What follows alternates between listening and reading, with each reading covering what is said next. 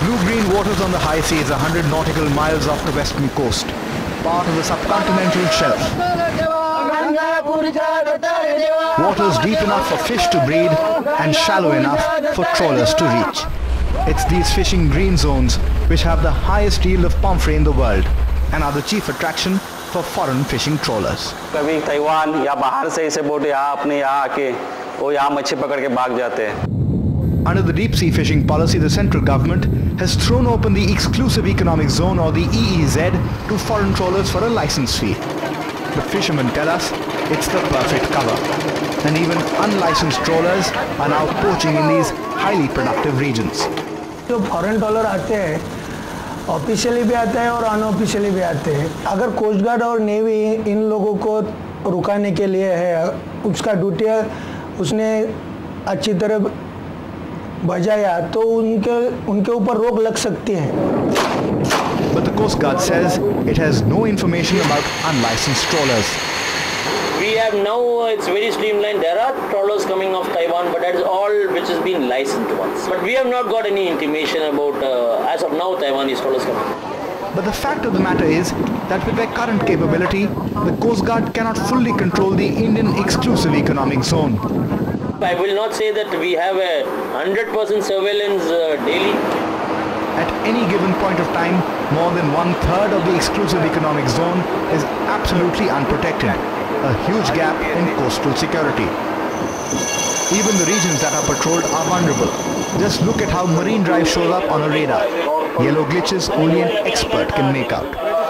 These other yellow dots on the screen are large ships. Thus, smaller fishing boats aren't even picked up on the screen until the ship gets much closer. And even though the Coast Guard is getting more modern equipment, it is very difficult to find out whether a boat is hostile. We can definitely stop a vessel if we have got doubts that. But as a routine matter, we generally don't do unless we have specific information and intelligence. We don't do. Thus, the Coast Guard's job is extremely tough because it's impossible to physically board and check every single boat on the high seas. And this task has been made even more difficult because there are no zones which are now out of bounds for foreign trawlers, which leaves Indian territorial waters porous and very dangerous. These documents in the possession of CNN-IBN's Special Investigation Team reveal the security nightmare had been predicted a decade ago by a deep-sea fishing policy review committee, which had asked the government to scrap all licenses given to foreign and joint venture trawlers, demarcate zones which are out of bounds for both Indian and foreign vessels, and empower the Coast Guard in terms of equipment and laws to enforce these fishing zones. This report, submitted in 1996, had a sense of urgency about it. In fact, it had asked the government to implement these recommendations within a period of 6 months. It's been 10 years now. Nothing has changed. Patrolling किधर है अभी? अब खाला छोटा boat है, वो तो custom का उतना ही पेट्रोलिंग उसका.